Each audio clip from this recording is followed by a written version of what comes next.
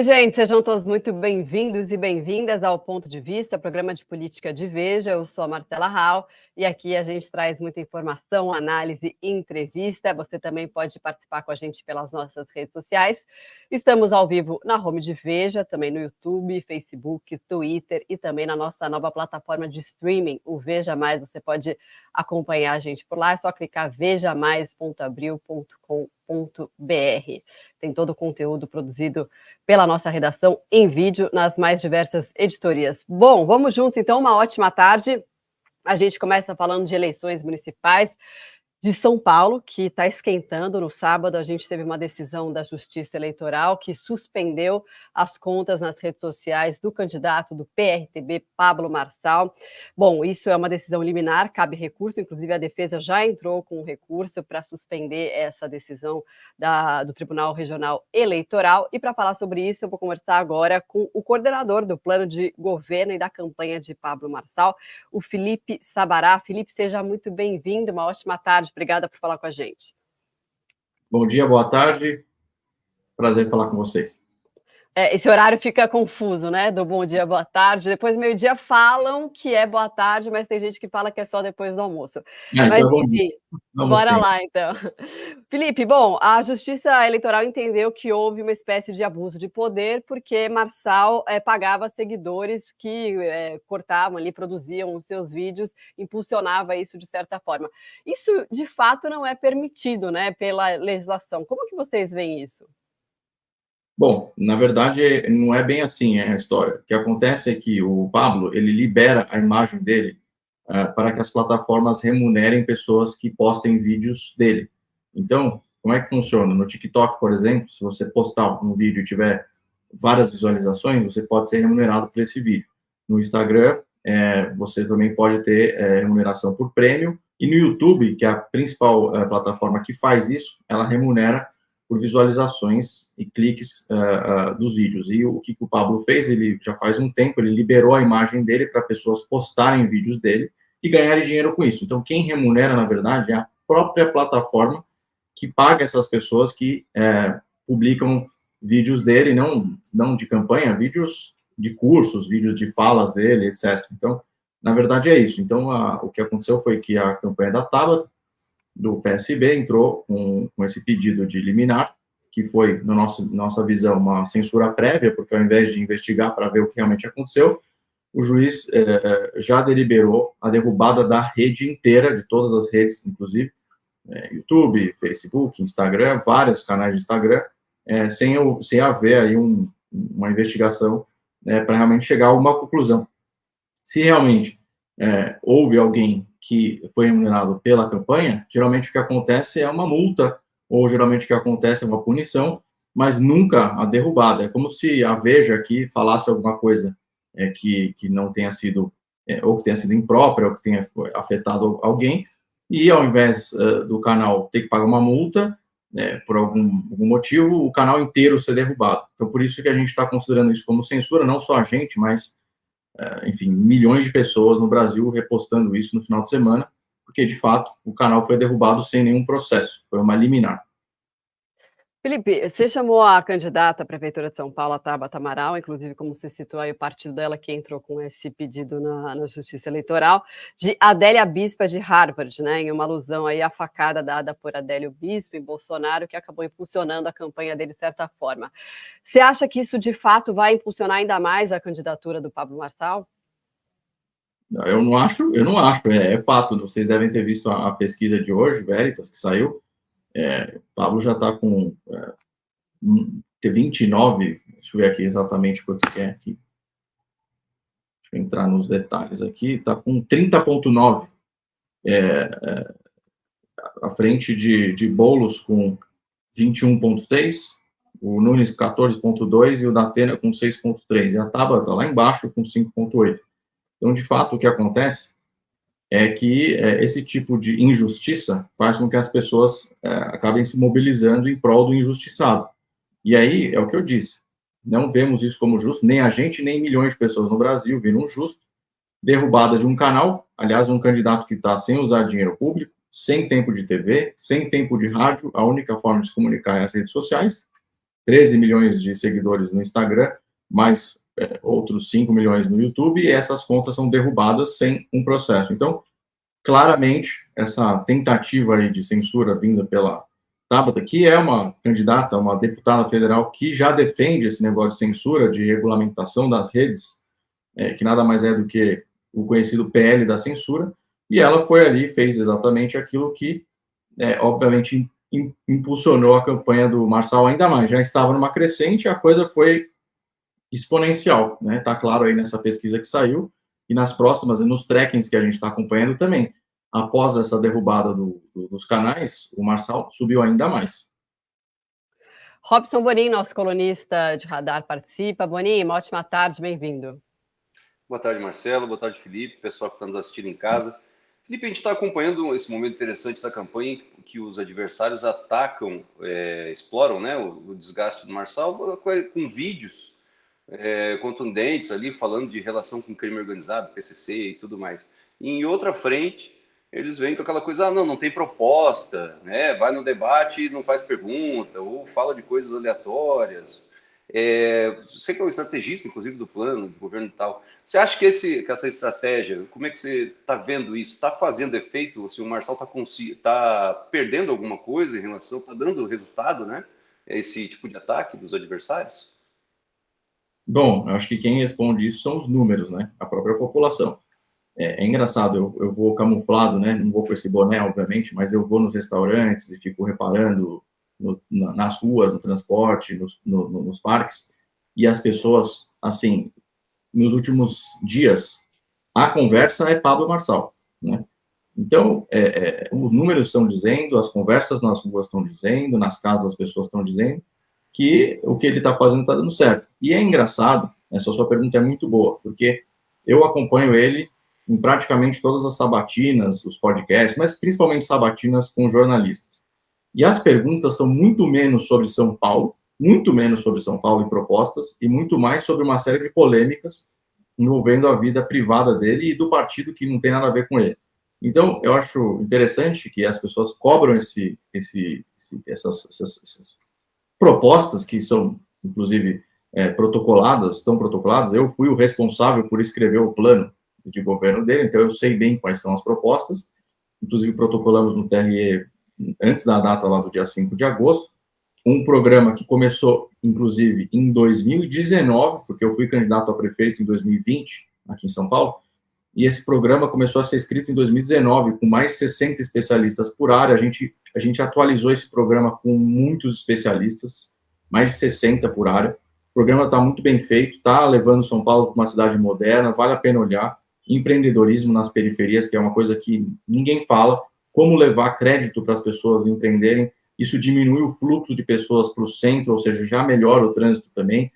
A questão da escola, ou seja, a educação em São Paulo está com números absurdos de péssimos, né? A gente saiu de segundo lugar no IDEB para abaixo de 20, ou seja, e aí as propostas dos outros candidatos, elas não saem das mesmas que nunca funcionaram. Então, se você olha o plano lá da educação do Marçal, desse negócio de mudar a mentalidade, de trazer para dentro das escolas a educação muito além da escolarização, porque não adianta colocar as crianças em sala de aula sem oferecer, de fato, uma educação para a vida. Então, o que a gente está vendo é que o plano do Marçal é muito bom, e eu sugiro que vocês baixem o PDF lá no Consulta Candi.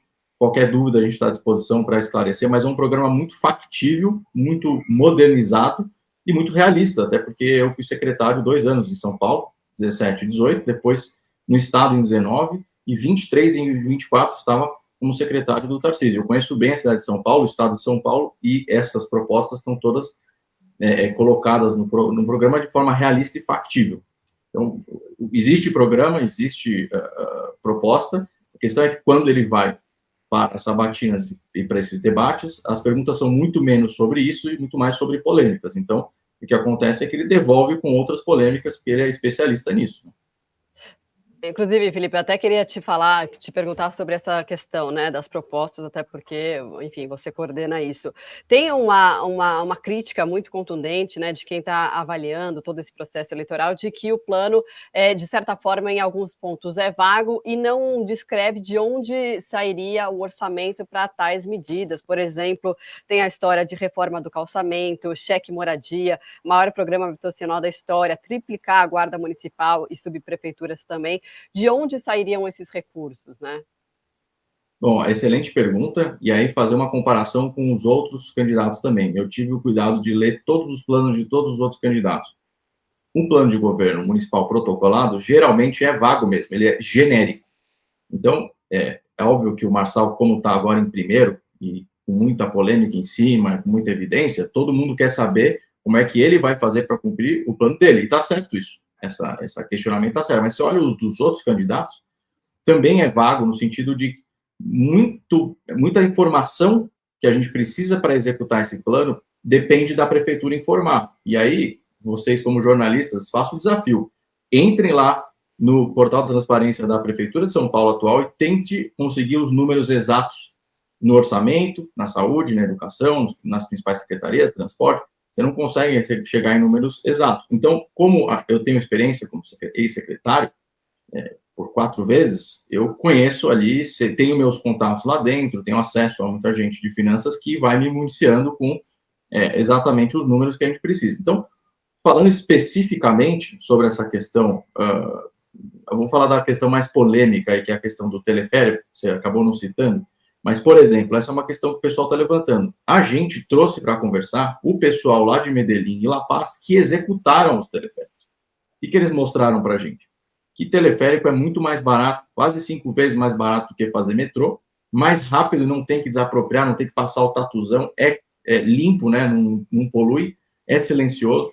E essa é uma proposta específica para as comunidades, lá onde não chega o transporte, para as pessoas conseguirem se deslocar de forma mais ágil e de forma mais segura, que é o que acontece, de fato, por exemplo, em Medellín e La Paz. Para se ter uma ideia, lá em La Paz, eu tive o privilégio de conhecer lá e conhecer quem fez a obra, quem montou o projeto. São 35 quilômetros, 11 linhas. Para fazer uma comparação aqui, se você pegar a região mais central de São Paulo, ali na Sé, e fazer uma linha reta até Grajaú, ou que é o extremo sul, ou Guaianazes, que é a zona leste, dá exatamente 33 a 35 quilômetros, ou seja, com 700 milhões de dólares, que é o que foi gasto lá em La Paz, por exemplo, você conseguiria conectar várias favelas, ou seja, da onde não chega o transporte, ou um transporte extremamente complicado, não tem nem rua nas favelas. Eu sou uma pessoa que visito muito favela pela minha atuação social, aí eu já vou entrar nas calçadas, mas não tem rua. Você vai por cima, é o que o pessoal fez nessas cidades como Medellín, La Paz, Bogotá, e funciona muito bem. Então, não é uma proposta para a cidade toda. Para a cidade toda, a gente já tem metrô, a gente tem que aumentar os corredores de ônibus, e as faixas de ônibus, aumentar vários modais diferentes, como o próprio ciclismo, mas nas periferias, onde você tem uma dificuldade enorme de falta de infraestrutura, é um modal muito interessante, como foi aplicado, por exemplo, o modal aquático, que há 34 anos existia um pedido já aprovado na Câmara e na Prefeitura para usar as represas como transporte. Para você ter uma ideia, um transporte que demoraria 2 horas e 17 minutos, o traslado está demorando 11 minutos. 2 horas e 17 para 11 minutos, simplesmente colocando um barquinho que atravessa as represas. Então, São Paulo precisa aprender a ser disruptiva. Se a gente não for disruptivo, São Paulo sempre vai ficar travado. E aí, o prefeito não cumpre a quantidade de quilômetros de faixas de ônibus exclusivas, e aí quem sofre é quem usa o transporte. Pra você ter uma ideia, só da Zona Leste para o centro, são 3,47 milhões de pessoas que fazem esse traslado por dia. É mais da metade de todos os usuários, por exemplo, do transporte público diariamente. Isso é um Uruguai que faz esse traslado. O que é mais inteligente? Não é mais inteligente você levar empreendedorismo para as pontas, para as pessoas poderem trabalhar perto de onde elas moram? Esse é o sonho de todo mundo, a tal da cidade de 15 minutos. E a gente estudou isso muito bem. Quando eu estive no governo do estado, em 2019, eu criei um programa chamado Praça da Cidadania. Estive de novo no governo do estado, agora no governo Tarcísio, a gente abriu mais 6 praças da cidadania, tem 7. e tem mais 20 em construção. O que é a Praça da Cidadania? São espaços que desenvolvem economicamente as pontas nas franjas da periferia. O que acontece? A pessoa termina essa capacitação, ela recebe um crédito ou para aumentar o negócio que ela já tem, tipo um restaurantezinho, um salão de beleza, uma mecânica, uma mercearia, ou para montar isso do zero. E isso facilita a vida das pessoas, porque os pais veem os filhos crescerem. Hoje tem uma demanda enorme de mães que não veem os filhos crescerem, porque passam, né, a maior parte do seu tempo, até 7 horas por dia, em traslado. Então, a forma mais inteligente de resolver a mobilidade é levando a economia para as franjas onde a maioria das pessoas mora. E aí, obviamente, que aqui no centro, aumentar o corredor de ônibus, melhorar a questão das ciclofaixas e ciclovias, que estão uma vergonha. E aí, falando de calçada, essa é uma pergunta muito interessante, Manuela, não. Marcela. Com a sua possível prima aí que estudou comigo, Marcela. O que acontece? A gente olhou, e eu já olho esse assunto há muito tempo, são 35 mil quilômetros de calçadas em São Paulo. 35 milhões de metros quadrados. É coisa pra caramba. Qual que é a regra hoje? Quem é responsável pela calçada é quem está à frente. Então, se você tem uma casa, a calçada na frente não é responsabilidade da prefeitura, é sua. Mas a prefeitura tem a responsabilidade de fiscalizar se você está ou não cuidando da sua calçada. 35% mais ou menos disso são frentes de prédios da prefeitura. Que a prefeitura tem prédio pra caramba, tem mais de 40 mil prédios. Não sei se você sabe disso, 40 mil prédios que a prefeitura tem. Então, na frente dos prédios da prefeitura, a responsabilidade da prefeitura. Isso dá 35% mais ou menos desse total de 34, 35 mil quilômetros ou milhões de metros quadrados de calçadas. Ninguém está cuidando disso. Aí você olha, 45% de todas as demandas ortopédicas dentro das UPAs e das UBS é de gente que se quebrou ou machucou nas calçadas. Faz um teste. Tenta andar 100 metros, 200 metros na frente da sua casa, na frente da Veja, enfim, onde você estiver em São Paulo. Você não consegue. Pessoas com deficiência, menos ainda. Né? Então, eu tenho uma filhinha, às vezes eu vou tentar andar com ela com um carrinho. É impossível, tem que pegar no colo, porque não dá para andar em calçada em São Paulo. Então, como é que você faz para melhorar o trânsito e a mobilidade? Você tem que olhar de forma sistêmica as coisas. Então, todo esse dinheiro que a gente está falando, olha só, por ano, a Secretaria de Mobilidade gasta 10 bi. 10 bi dos 111. 10%, vamos arredondar, 10%. 7 bi é só para a questão dos ônibus. Subsídio de ônibus, 7 bi dos 10 bi. O ano passado, a prefeitura investiu mais ou menos 14 bilhões em investimento. Ou seja, não gasto. Pegou e falou, vou investir. Para arrumar as calçadas, daria mais ou menos 5,1 bi. 5,1, a prefeitura investiu 14 no investimento ano passado. Ou seja, se é uma prioridade permitir com que as pessoas caminhem pela cidade, eu acho que desde a época da Grécia até antes, poxa, o que você faz? Você acorda de manhã, abre a porta da sua casa, né? Geralmente o pessoal vai colocar o lixo, aquela cena clássica, e vai tentar dar uma caminhada. Isso é desde que a humanidade existe. Vai fazer isso em São Paulo. É o básico para as pessoas viverem na cidade. Não tem calçada. Então, mas a prefeitura vai quitar esse 5,1 bi e resolver todas as calçadas? Não. Mas o que a gente está propondo aí é que desses 14% de investimento, por exemplo, comece a olhar o básico. Quando você olha a questão dos semáforos inteligentes, se você entra na internet, você acha para comprar semáforo inteligente no Mercado Livre. É um negócio absurdo. São Paulo tem 452 semáforos inteligentes somente. Se você tivesse semáforos inteligentes que regulem o trânsito por a quantidade de veículos que você tem, que ele entende isso, ele enxerga isso, e ele vai abrindo e fechando de acordo com o número de veículos e também abre. Assim, aqui é o seguinte, abriu da frente, você sai e fecha o de trás, aí pum, você fica parado, aí você abre e anda. Pô, é um investimento, por exemplo, extremamente estratégico desses 14 bi que foram investidos, por exemplo, no ano de 2023, calçamento, semáforo inteligente. Estou falando de coisas assim tangíveis, só para entender que tem dinheiro pra caramba. O caixa da prefeitura estava em 20 bi. Se você pegar, e eu acompanho muito isso, você pega o orçamento desse ano da prefeitura, está deficitário, está no negativo. Mas, como tem um caixa tão alto, daria para zerar esse déficit desse ano, por exemplo, que é o que vai acontecer para não entrar aí num problema fiscal. Provavelmente eles vão fazer isso, né? Se não fizer, vai devolver a cidade com problemas fiscais, mas tem mais de 20 bi em caixa. Pô, não dá para fazer 5,1, por exemplo, fazer um plano para a cidade de o munícipe vai no IPTU, faz um empréstimo do IPTU para a pessoa fazer a calçada, depois repaga. Tem que ter um jeito da gente resolver esses problemas básicos da cidade. Poda de árvore, enfim. Então, você olha o plano, só para concluir aqui sobre o plano, o plano, obviamente, tem coisa que é genérica, como todos os outros candidatos, mas aquilo que a gente está propondo, vamos dizer assim, mais específico, a gente tem os números e a gente sabe que dá para fazer com esse orçamento.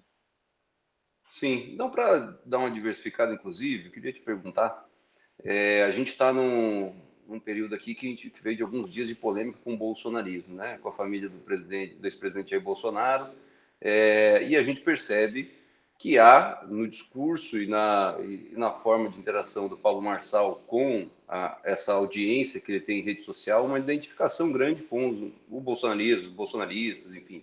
O discurso dele tem uma penetração maior nesse público apoiador do ex-presidente Jair Bolsonaro. Mas para a campanha, vocês consideram que o Marçal já conseguiu abrir uma linha direta com esse público sem precisar do Bolsonaro? Tipo, ele vai conseguir levar a mensagem dele e crescer independentemente da posição pessoal do ex-presidente, de apoiar outro candidato, por exemplo? Bom, primeiro dizer aqui o quanto eu sou um fã e um admirador do presidente Bolsonaro. Então, assim, não existiria a menor possibilidade, por exemplo, de eu estar coordenando o plano do governo do Marçal e não estar, de alguma forma, alinhado com o Bolsonaro. Então, Bolsonaro, Tarcísio, são pessoas que eu admiro, são meus amigos, sou amigo do Eduardo também, que é filho do Jair Bolsonaro. Então, primeiro existe uma amizade, um carinho, e que nessa hora de campanha, como o Bolsonaro, né, teve que ir lá colocar um apoio, que ele mesmo disse que não é o candidato ideal, que é o Nunes, isso ele disse numa entrevista recente, houve aí uma situação onde eles ficaram ali daquele lado, né? Eu continuo do lado deles no sentido de amizade e daquilo que a gente acredita, mas eu apoio o Marçal. Por quê?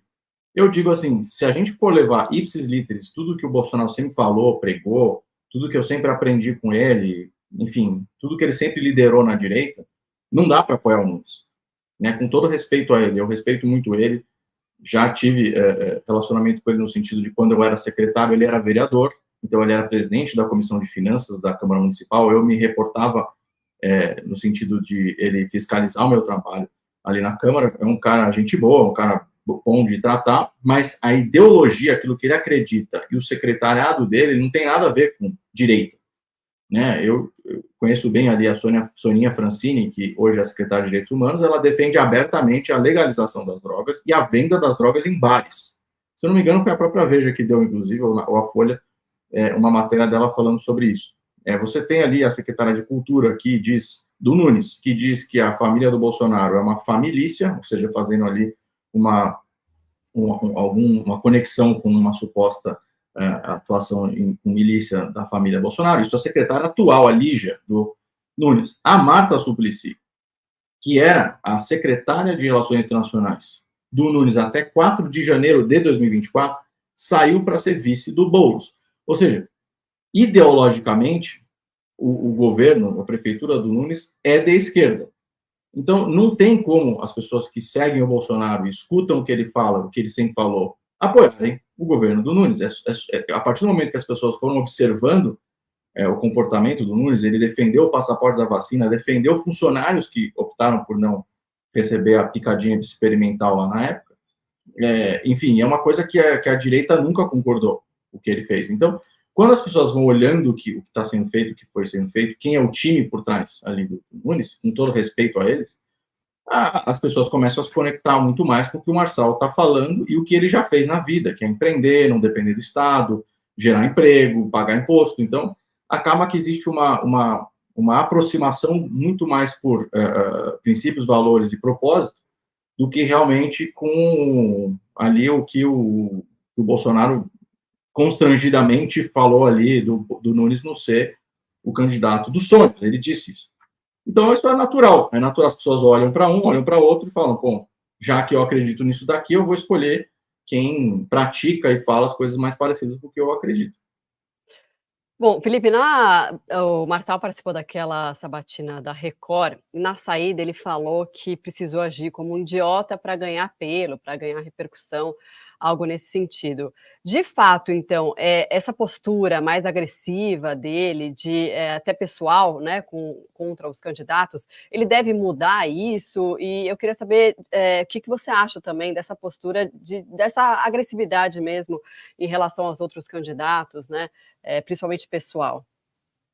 Então, eu sou suspeito para falar, porque eu fui candidato a prefeito em 2020 e eu participei dos debates. Eu debati com o Boulos lá, na Band.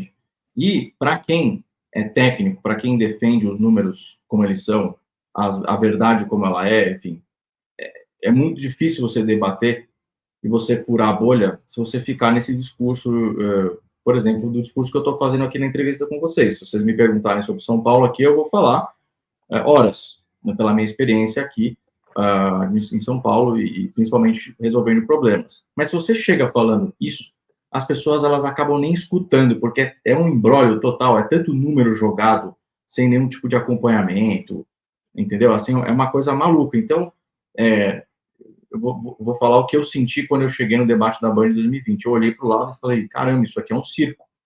Foi o que me veio na cabeça, né? Eu olhei para o lado, inclusive, eu vi o Boulos fazendo polichinelo antes de começar o debate. Eu olhei e falei, gente, isso aqui é um circo. E eu, no meu caso ali, eu fui técnico, fui querer falar das propostas, mas o meu jeito, assim, de falar. E aí, observando isso tudo, o próprio Marcelo falou, olha, eu não consigo chegar num circo e ficar aqui participando como uma pessoa normal. Eu vou ter que entrar aqui na brincadeira e você, já que ele sempre fala isso nos cursos dele, né? O remédio com um doido é um doido e meio. Então você tem que fazer ações que chamem a atenção. Ele sempre fala isso. Infelizmente, a democracia não é exatamente para os melhores ganharem, mas para quem tem mais fama, para quem é mais conhecido e para quem chama mais atenção. Quem conhece o Marçal no tete a tete, no dia a dia, sabe que ele é uma pessoa extremamente calma, uma pessoa extremamente agradável, está sempre sorrindo, está sempre contando piada, uma pessoa muito leve. Ali, o número de ataques que ele sofre, você vê aquela questão da própria a cena que ele mostra na carteira de trabalho lá, que eternizou o sonho de toda pessoa que trabalha e é de direito em São Paulo fazer isso, talvez no Brasil. Por que ele fez isso? Se você lembrar, quem atacou primeiro foi o Boulos, chamou ele de Padre Kelmon da eleição. Então, é engraçado porque esse pessoal, tipo Boulos e tal, eles sempre são acostumados a tipo, botar medo e causar e fazer polêmica e agredir. O Marçal foi a única pessoa que eu conheço, assim, empresário e tal, que vive no mundo real, que resolveu enfrentar isso e fazer mais do que os outros. E isso deixou, por exemplo, o Boulos totalmente sem chão. Eu estava literalmente na frente dele lá na FAP, ele na sabatina, no debate lá do Estadão, e eu vi como ele ficou. Ele ficou totalmente... perdeu o rumo de casa, ficou xingando o Marçal e tal, sendo que ele sempre botava medo, entendeu? Mas agora ele deve mudar esse tipo de discurso, esse tipo de postura?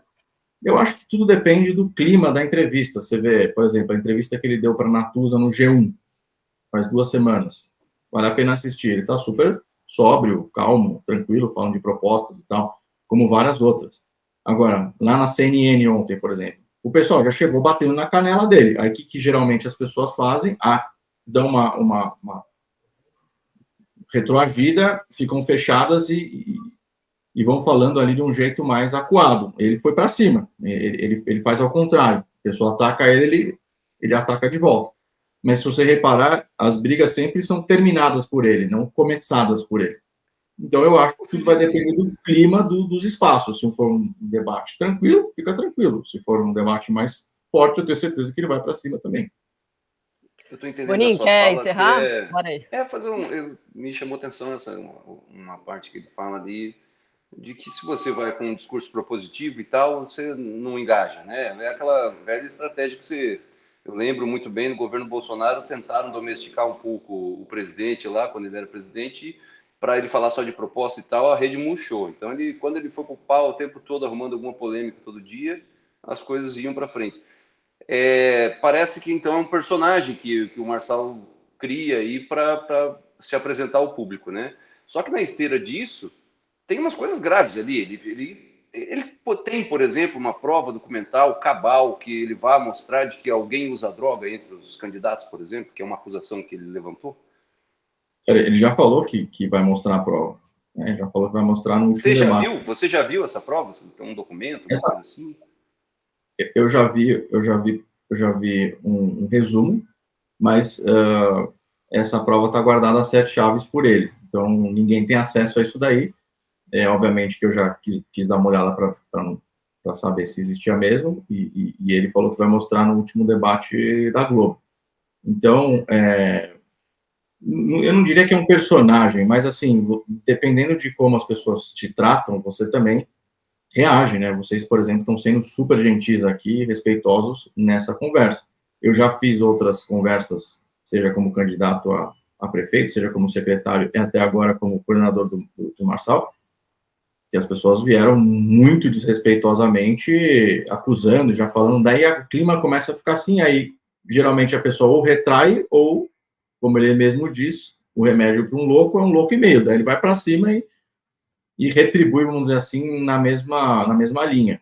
Mas eu tenho participado, por exemplo, com ele de vários jantares aí propositivos, em especialistas, em segmentos, enfim, em associações de classe que falam especificamente de alguns temas dos nossos pilares, e ele tem sido extremamente positivo, sempre muito respeitoso, é o jeito dele, né? Mas é porque realmente, quando você está ali e está todo mundo te atacando e fica aquele negócio, cada um reage de uma forma. E aí ele resolveu fazer dessa forma que ele está fazendo, assustou um público, mas ganhou muita gente, tanto que a juventude, a Marcela viu ali na SPM, depois que a gente saiu, assim, a galera vem para cima para tirar foto, para fazer vídeo, na FAP é a mesma coisa.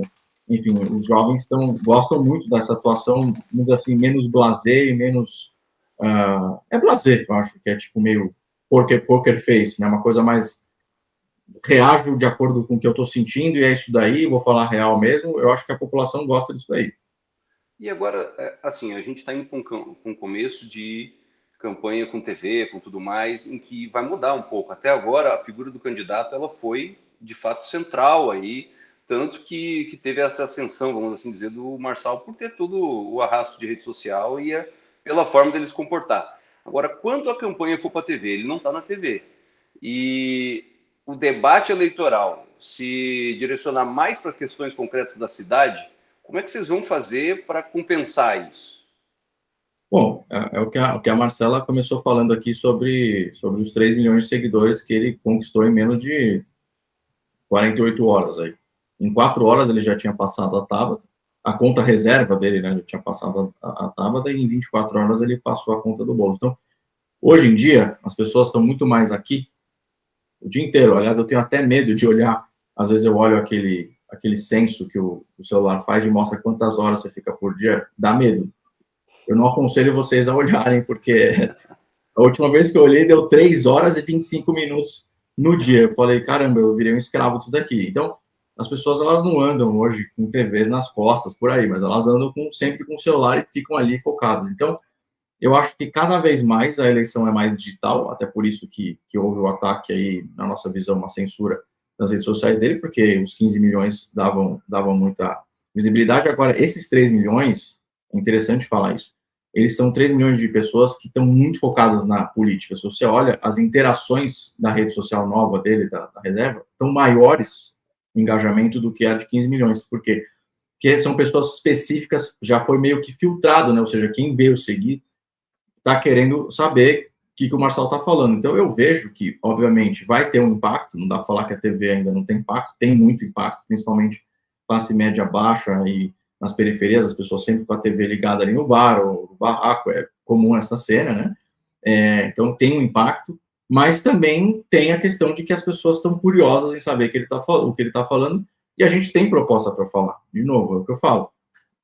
Eu escrevi o plano, me deu um puta trabalho escrever esse plano, ele está bem realista, bem factível, e vamos fazer as peças, vamos dizer assim, como se fossem as peças que estão na TV, serem veiculadas pelas redes sociais. A gente acredita que isso vai ter uma certa equivalência, se não derrubarem novamente ou vierem de novo de alguma forma tentar impedir ele de participar, porque é o que está acontecendo, é uma perseguição do sistema, vamos dizer assim, político, porque todos os outros partidos estão coligados. Se você olhar o sistema político, está todo junto ali com os outros candidatos. Ele é o único que está sozinho, então, com certeza, essa perseguição vai rolar, mas eu acho que a gente vai ter que ver. Eu acredito que pelas redes sociais, pelo WhatsApp e tudo, as pessoas vão poder saber dessas propostas tanto quanto TV. Agora, Felipe, voltando aqui no tempo, né, Marçal foi condenado por envolvimento com uma quadrilha que realizava fraude bancária. Ele chegou a ser preso, foi solto, mas ele foi condenado e aí depois a pena acabou prescrevendo depois de vários recursos. Como que a campanha fala sobre isso, vê essa posição, né? Porque desse fato, né, que é um fato consumado, como que isso atinge a imagem do candidato? Bom, primeiro ele tinha lá 17 anos quando isso aconteceu, ele trabalhava. Primeira coisa que eu fiz quando eu conheci ele foi perguntar sobre isso, porque eu fiz minha due diligence, foi atrás para ver com quem eu estava, vamos dizer assim, entrando por mais que eu seja voluntário, eu sou voluntário, não recebo nenhum real para estar ajudando o Pablo, eu realmente acredito nele como uma pessoa que pode mudar a cidade. A primeira coisa que eu fiz foi perguntar sobre esses processos, né? E aí eu fui ver, ele me mostrou tudo. Ele realmente trabalhou para um pastor, quando ele tinha 17 anos, numa igreja onde ele frequentava, ganhava R$ 350 para arrumar os computadores desse cara. E essa pessoa fazia coisas ilícitas lá, mandava e-mail para capturar contas, enfim, coisas desse tipo. E aí, um belo dia, a Polícia Federal prendeu esse cara e prendeu as pessoas que prestavam serviço para ele também.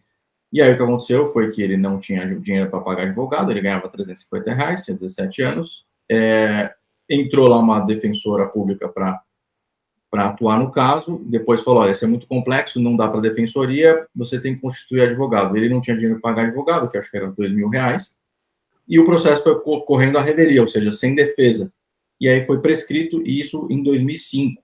Então faz 20 anos, 19 anos que isso aconteceu. Ele realmente foi condenado em primeira instância, mas não foi transitado em julgado, né? Ou seja, ele não foi condenado no sentido de ter terminado o julgamento, porque foi prescrito. E todo mundo sabe que tem primeira instância, segunda instância, terceira instância. Então, foi condenado na primeira instância e aí prescreveu, e aí ele não deve mais nada à justiça e está aí 20 anos fazendo um trabalho. Eu fiz o curso dele também, foi uma das coisas que eu quis fazer, foi o método IP, que é o curso lá de identidade e propósito dele. Levei vários amigos para fazer, para a gente dar uma checada como era isso, e fez muito bem para mim, para os meus amigos. A gente achou realmente muito interessante esse método que ele tem de fazer as pessoas ficarem alinhadas com o propósito, com a identidade, entender quem você é.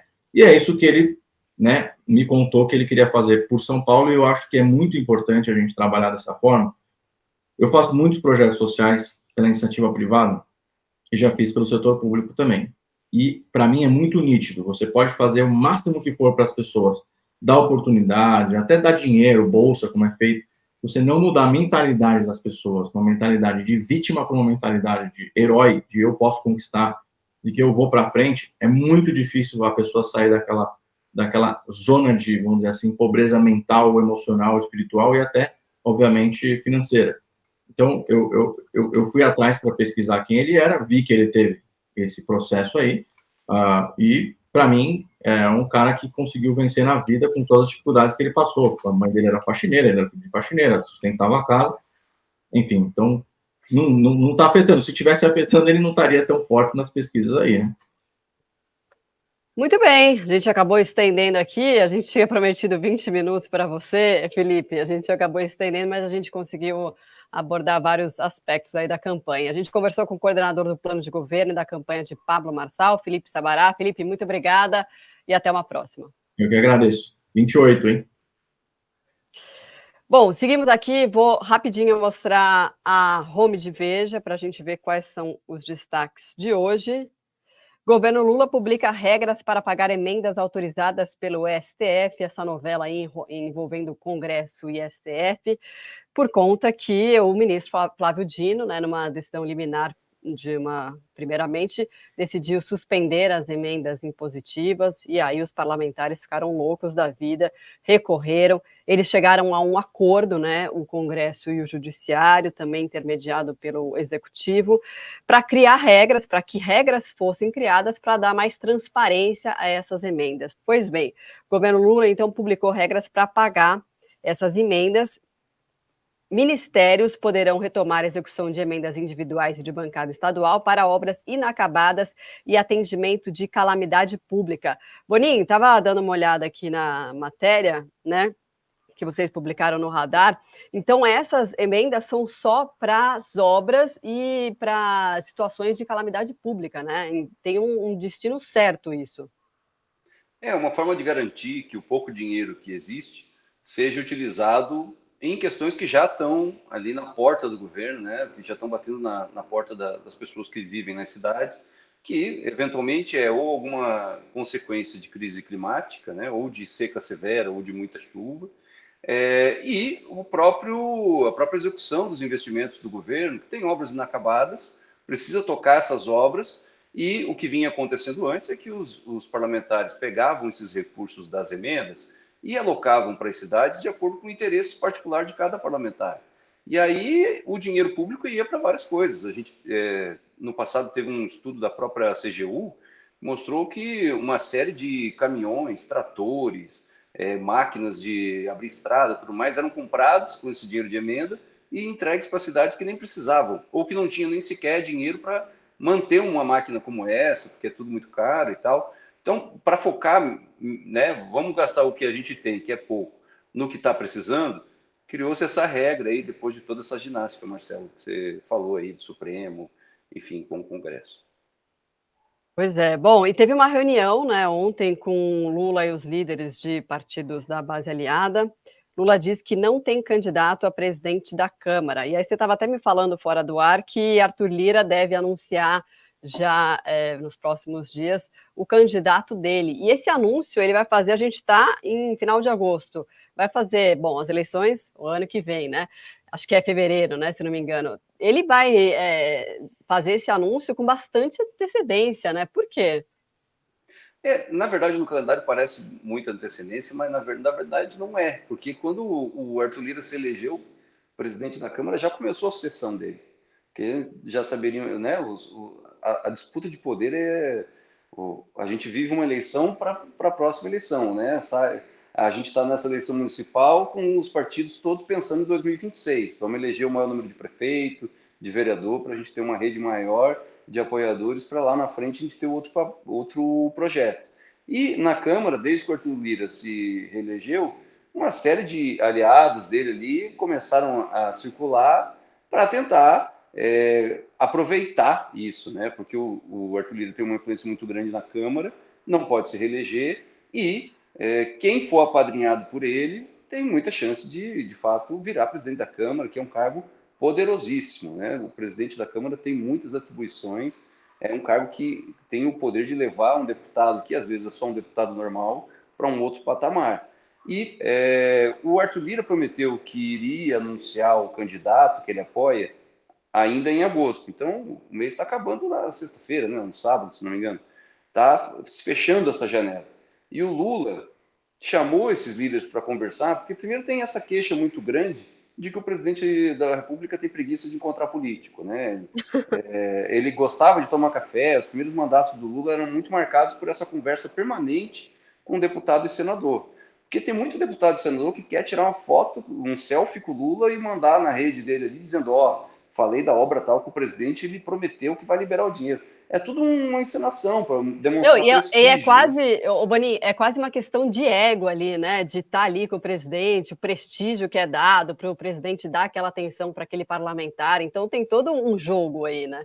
É isso, o deputado vem aqui para Brasília, não é recebido por ninguém, não adianta nada o mandato dele, fica ruim para ele na base. Então, quando ele posta uma foto, estou aqui na Alvorada com o presidente, eu estou aqui no Planalto com o presidente, ele demonstra que ele não é só mais um aqui no Planalto Central. E é isso que os políticos, na maioria das vezes, querem, né? Porque esse tipo de conversa aproxima, para o ministro Alexandre Padilha, por exemplo, que é da articulação política, no outro dia ligar para o cara e falar, pô, o presidente me disse que falou com você, você pode votar com a gente em tal assunto? Aí você já cria uma outra abordagem, uma outra relação para fazer política no Congresso.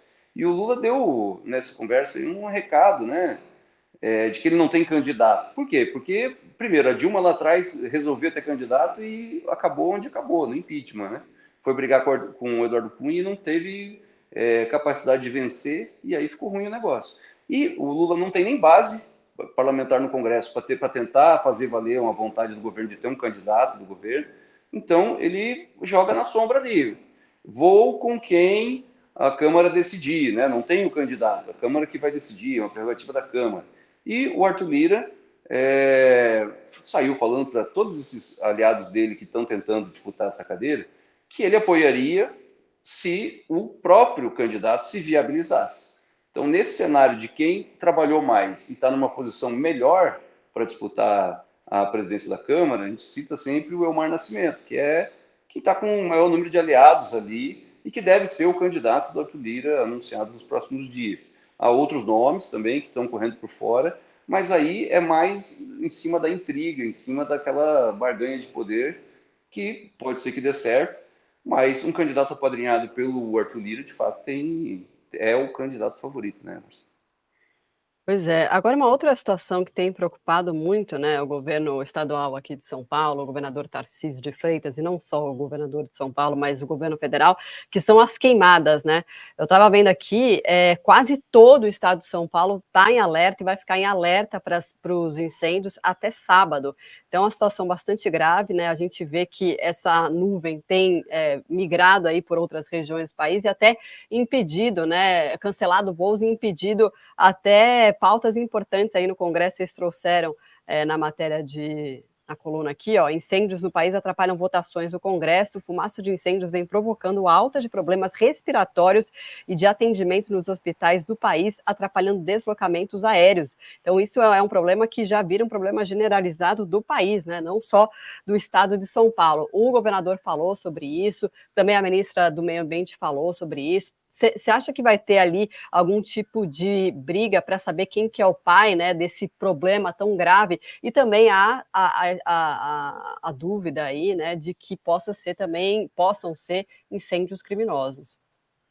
É isso, a gente tem essas duas narrativas, vamos dizer, né? O governo está investigando e levou esse problema para o lado da conspiração, do tipo, não, estão fazendo alguém, não é normal, essa quantidade de fogo não é normal, então isso está sendo provocado. Com que objetivo a gente vai investigar para saber. Mas porque a situação é muito complicada mesmo. Domingo aqui, eu estou aqui em casa, eu moro a praticamente 5 minutos do Congresso Nacional, a gente não conseguia respirar direito, era o olho ardendo, aquela fumaça densa mesmo, dentro de casa. Sabe, você desce na garagem do prédio, a hora que vai ligar o carro que a luz acende, já acende com aquele rastro de fumaça na garagem. Então, ficou uma coisa muito incômoda e impossível de qualquer político ignorar, ainda mais você sendo presidente da República ou um ministro de Estado que deveria estar cuidando disso. Então, de fato, ajuda o governo, que exista uma narrativa de que isso pode ter sido provocado de alguma forma criminosa com alguma outra intenção, né? Enfim, sei lá, política ou não. Mas, de fato, também fica o desgaste de ter deixado chegar onde chegou, né? Não é de hoje que a gente está falando de queimada, de aumento de foco de incêndio em diferentes regiões do país, né, Marcelo? Pois é. Bom, a gente estendeu aqui, mas rendeu, não é, Boninho? Obrigada pela sua participação aqui hoje e até uma próxima. Valeu, até uma próxima. Obrigada a vocês que nos acompanharam aqui no programa Ponto de Vista de Veja. A gente falou hoje com o coordenador da campanha do candidato do PRTB, Pablo Marçal. A gente vai conversar com outros coordenadores de campanhas, né, para ter ali uma pluralidade de vozes, a gente conseguir ouvir todo mundo e para que você também consiga decidir aí o seu candidato. Tá certo? A gente volta na quinta-feira ao meio-dia. Até lá. Tchau, tchau.